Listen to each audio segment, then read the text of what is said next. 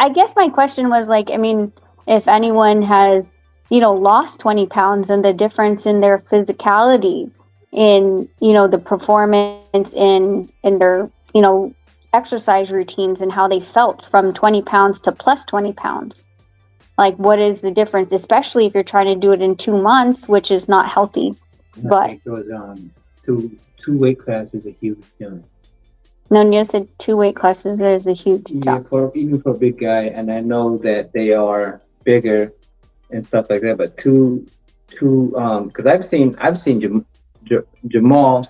He's a big dude. He's a big dude. Jamel is a different. He's a smaller guy, but I believe with these two, knowing Canelo is a shorter guy and he, has some muscle and all of that stuff. I think that Jamal coming up in weight and not really testing it could be a question. Is all I'm saying is because it is a big difference fighting in Rachel was saying. Even the 10 pounds or even, let's just say 20 pounds that he gained he could have more power, but his speed might be the key to this fight. And if he loses that speed, might be a detriment to him gaining the weight. I agree with you, champ. So who you got, champ?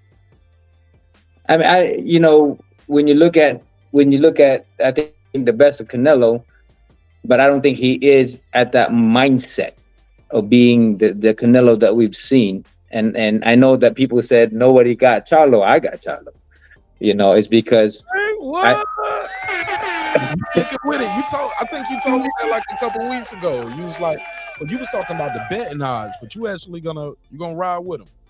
I do. I mean, I think that if he can use the range, the jab, and I know that Canelo gets underneath and does that. But even the guy that he was it what's his name? Castaño. Uh-huh. I think Castaño is a tough guy because he is very on your face. He is volume. But Canelo, I think he has good. He's always gonna have that power. He always going to have that counter and stuff like that. But when you understand his counter and his movement, you can predict where he's going. And that's why they just say Triple G, even though he's right in front of him, he kind of knows what Canelo is going to bring and what kind of counter he will come up with. The overhand, the counter straight, the counter to the body, the feint to the right and then left to the body. I mean, it's a textbook, when you look at all his fight, all these counters are pretty much the same, and then I think that when you do study him, you'll know ahead of time what he will do when you set him up with the jab. He's going to counter with the overhand, or he's going to slip it and throw that straight. There's two things that he does. And if he goes to the left, he's going to go to the body, or he's going to go to the throw that hook. I mean, there's so many things that he can do, but he has a favorite thing that he loves doing. The counters that he loves doing, all that stuff. You can read what he does. And I think that's why Bivol just kind of kept his hands up and knew exactly what he was going to do and pressed on him when he got comfortable. But with Jamel, I think the jab is really going to be a big factor in this fight. Him stepping back, moving around, stepping up, grabbing on. I mean, he's a taller guy, when it comes down to it, but it doesn't really matter with Canelo. But I think the jab is going to be a big factor for him, and not get countered with it. If he keeps his distance and like almost like a Haney distance, see how Haney, whenever he throws a jab, he and someone tries to come in, he creates that space again. He doesn't allow himself to get crowded. So as long as Charlo is able to move around the ring and keep that jab and not let Canelo make the ring small and corner him against the ropes, because that's not where you want to be, then he has a better chance. And I think one big factor and one main weapon that Charlo is really gonna utilize or will be a big key to winning is that feint. If he throws that jab really fast like he always does, and effective, but using the feint behind it, he gets him in. He'll be in control. It's a simple fight. If he's just gotta fight simple. Feint, throw the jab. If he comes in, feint, he'll pause right there to throw a counter, throw that straight or that uppercut or that hook that he does, and he got power. So all he has to do is just play the distance game. Is that power going to translate up to divisions against a guy with a granite chin, man? Well, it's something that Canelo, any power can penetrate if you don't see the punches. I don't care how tough you are. But if you don't to load up. You don't have to load up. Like when he, I don't know who, I think, who did he knock out with that uppercut? Like, he didn't see it, and just knocked him out. Yeah. I mean, there's so many things that you don't see, especially with Canelo leaning forward. That uppercut really is going to be very surprising, but he can't show it because Canelo's going to expect that. All I know is he has power, and I know that there is no human being that can take punishments over and over and over. And of course, he has to build that up, of course, But a lot of surprising and fights that are or punches that are not seen is going to be the most devastating, And again, that's why playing with the feint is such a crucial key to landing those punches that you don't see. But isn't Canelo? He's going to have to make Canelo respect him early in this fight because Canelo 100%. But Canelo only fights one way. He's gonna move his head. He's gonna tackle that body, and he's gonna try to throw those big shots. And that's why it's either go in and hold when you're inside, or push them off. But keeping that jab is the test of his discipline. Canelo presses early on in the rounds, at least the first 40 to 50 seconds. Then he backs off. And then he'll try to run back again later on in the round, especially if he has you against the rope. So if you killed your gas tank in minute 1 through 2, going into the last minute, like your gas tank's done, and he sees you on your back pedal, that's when he's gonna press you and try to get you against the ropes. Do you guys think Canelo's slowing down? I think his mentality is slowing down. I think he's very comfortable, unless this is some fight that he really takes seriously, then he's going to be a very, very dangerous Canelo. That's we got to see that. But when it really comes down to it, has he slowed down? I don't think physically he's slowing down. I think he's just not maybe training hard enough or taking things lightly, and he even said it himself. I mean, he didn't look impressive in his last 2 fights or more. And, that's something that he has to deal for himself, whether he is up for the challenge. And I think that's why he's counting all this stuff that Charlo has been saying, so that maybe he can inspire himself. Maybe he can get himself, riled up. That's something that he has to work on his own. But if anybody, no matter how good they are, if they are not up to it mentally and this just really kind of walking and dealing with the fight, then you'll never see a fighter who's a dangerous, like we've seen him, in the past. I don't think he's as excited to fight Charlo as he's been excited for past opponents. I mean, I think that the deal in itself is something that, with PBC is something that that kind of made him go, okay, cool. I just pay me the money, whatever. I don't really give a fuck anymore. I made my name. I'm Canelo. So it doesn't really matter what I do at this moment in time. I'm just gonna get paid. Like, who wouldn't want to take a fighter that has it's been said, I think even Jerry said it, like, just been, off for 16 months and 16 days, had a surgery. It's like, hey, we'll give you this. Sign this contract and we'll give you this fighter. We'll take him off the shelf, I'm using air quotes, but we're going to take him off the shelf, and this will be your first fight with us. You just have to sign this deal, right? I mean, that's the thing about fighters is that a comfortable man is an easy man to, to topple. A hungry person, a hungry lion, no matter how good you can be or how good you are, but a hungry lion is always going to prevail, or at least he's going to make it a hell of a fight.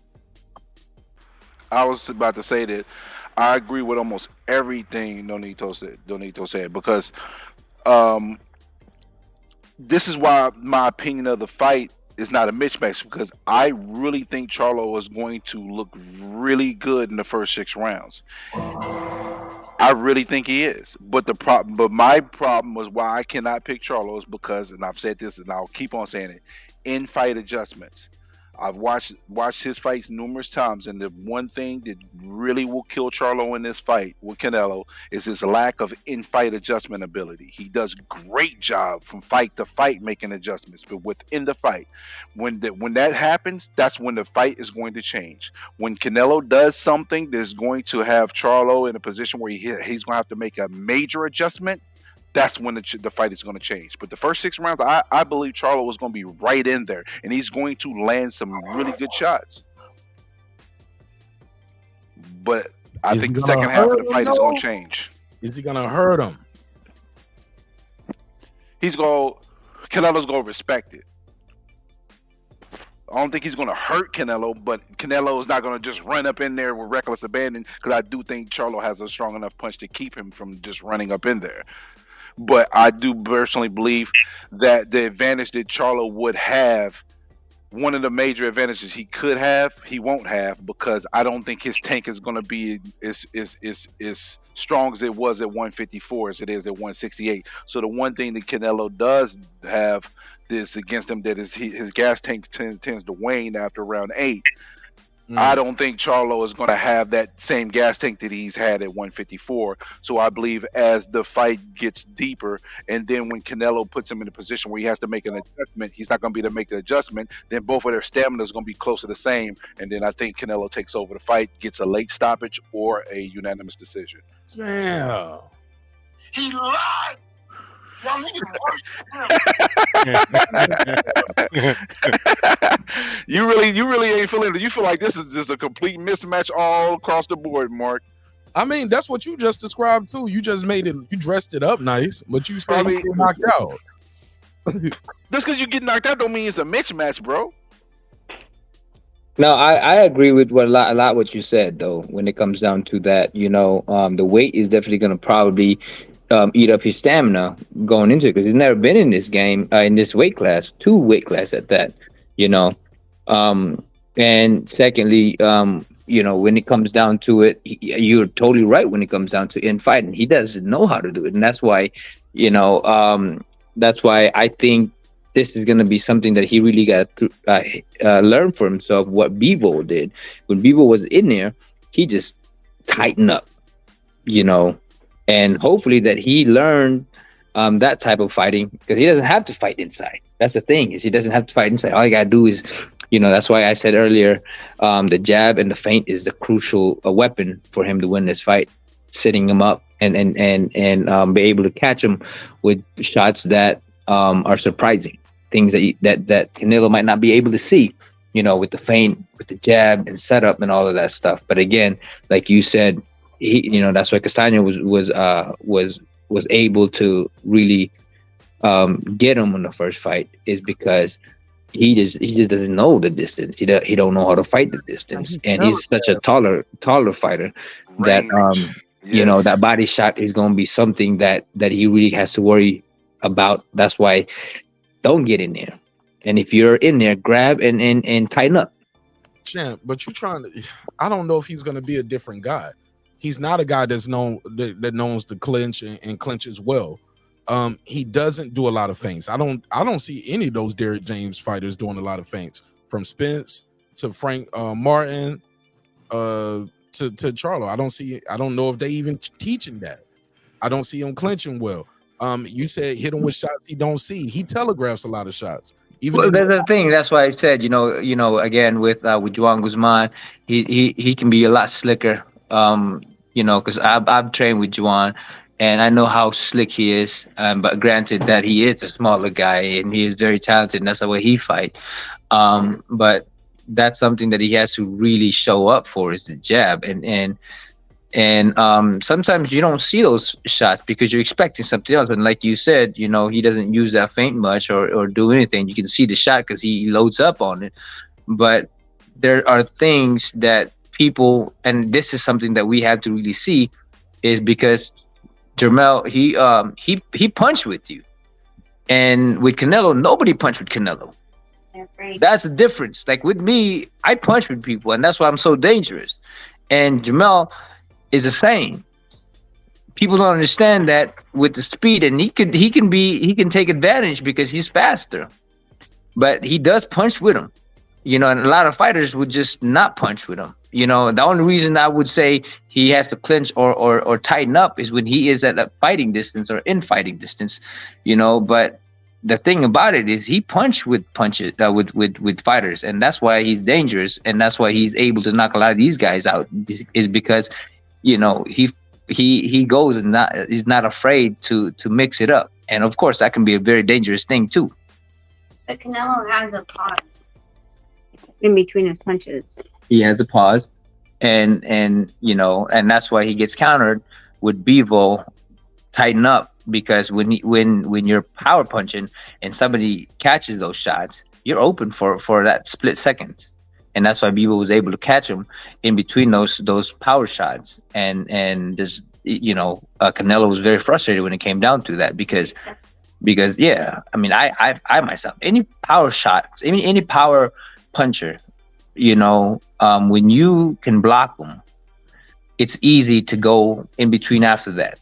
You know, because it's a pause, because you're putting it in there, you're digging in, you're putting your shots in there, and you know, before it could set up, there's that split seconds where you're pulling your punches back. Yeah. Also, Mark, to the I think the champ was saying about like Charlo punches with you, and that nobody punches against Canelo or with Canelo. I think there's a reason for that, and one of the reasons that makes them really good is that they know that if they try to punch with them, especially close quarters, Canelo. That's what I think. One of the intangibles that nobody talks about Canelo is that, like, if you punch with him and you try to counter him, he's really adept at dodging those punches, at dodging those counters. You know, so that's why I think that might be the reason why a lot of fighters don't want to punch with him. You know, I just think it's they probably risk reward type thing. And in this fight, yeah, I wouldn't recommend Jermell punch with him either. What you think of that, Rachel Nonito? Hold on. No, you want to? I think the reason why people don't punch with him is because he's very strong. You know, it's like a lot of fighters. I mean, now it's like either one. Like for instance, with me and Inoue, right? It's either one of us who lands first, and whoever lands first is gonna be the one going down, especially with the smaller gloves. And any fighters on like say the heavyweights, you know, when it's either they block or they clinch, right? It's especially the heavyweights, because you know, when you get caught with it, you're gonna go down.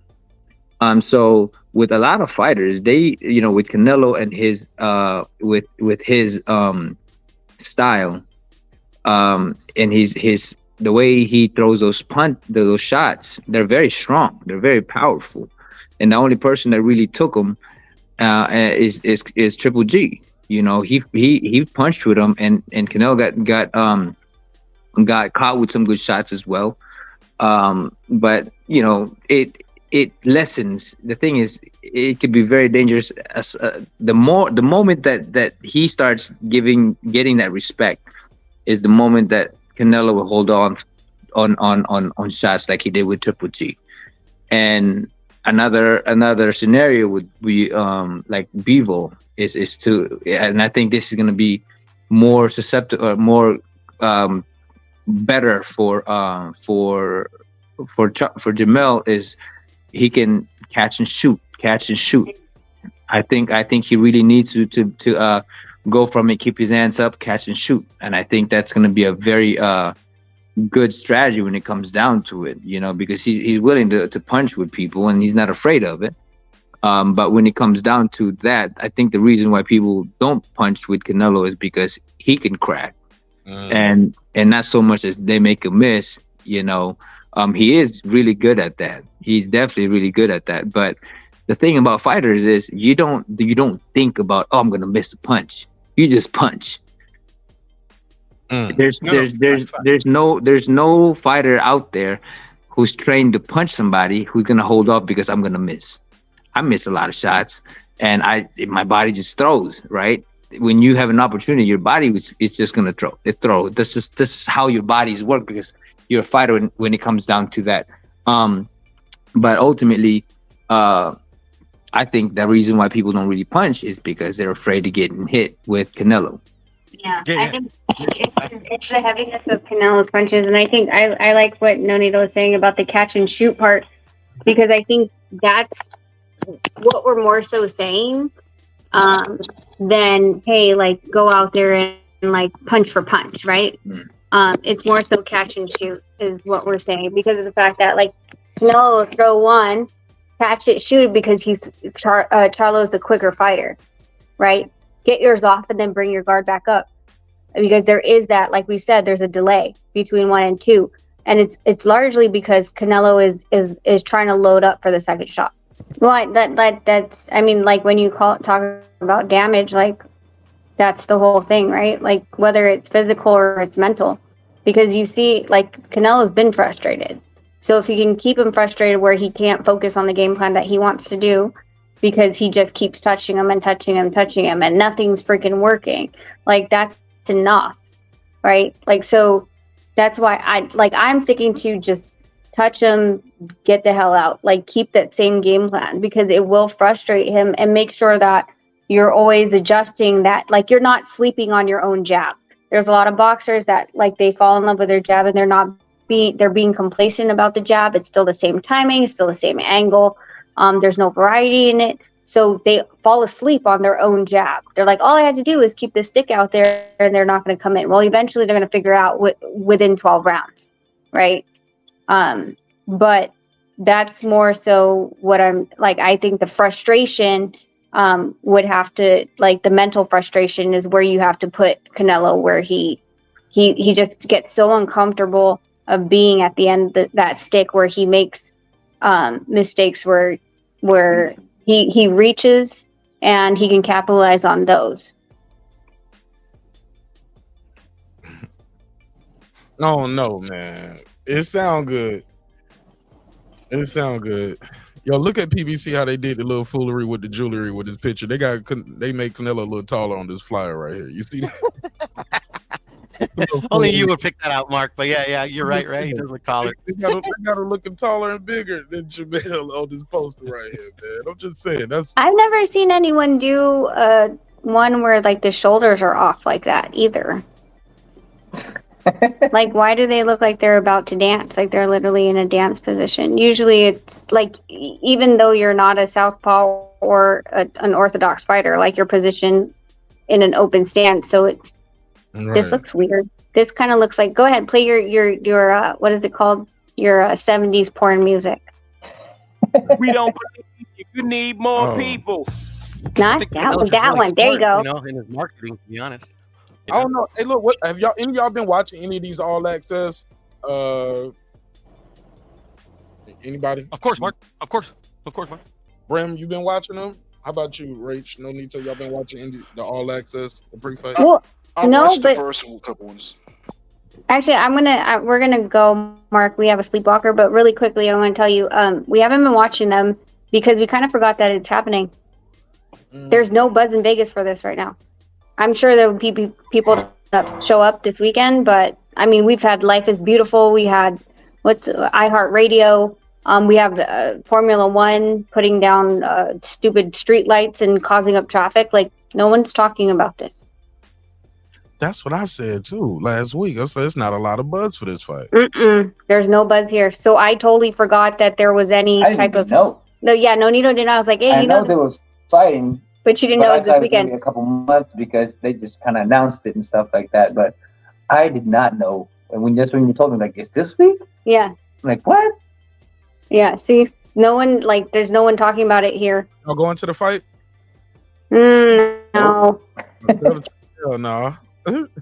It never heard of it. Are y'all gonna spend $100? You champ, you gonna spend $100 on this pay-per-view? No comment. Yeah. I'm gonna do it. 90s style with the black box. No, and here's the thing, like we could go to the fight, like, you know, we could get the tickets from PBC and all this other stuff. But again, Yeah, but you rather watch the dog. no, dude, like you don't understand the traffic and all the shutdowns right now on the strip. Like it's not worth crazy, it. Man. It's so not worth it. Oh. And the thing too, I didn't really prepare myself because I was just like putting all kinds of crazy schedule for this week, you know, because I didn't know. You know, I'm just yeah. We're not mentally prepared to go to a fight. Let's just put it that way. All right, we'll talk to you guys later. We'll be in the chat. Appreciate y'all. See you Thank guys. you. Hey, please do support the fight though. No doubt. Good night, y'all. Hold up, real quick. Give me a pay-per-view prediction. How many buys you think it's gonna do? Ooh. 400,000. 400,000. Rachel, what's your pick? Yeah, I was gonna say about that. Under half. Under Okay. half a mil. Yep. All right. Yeah, we'll be in the chat. All right. Bye. Peace, Nah, guys. 972. What's your name? Where you from?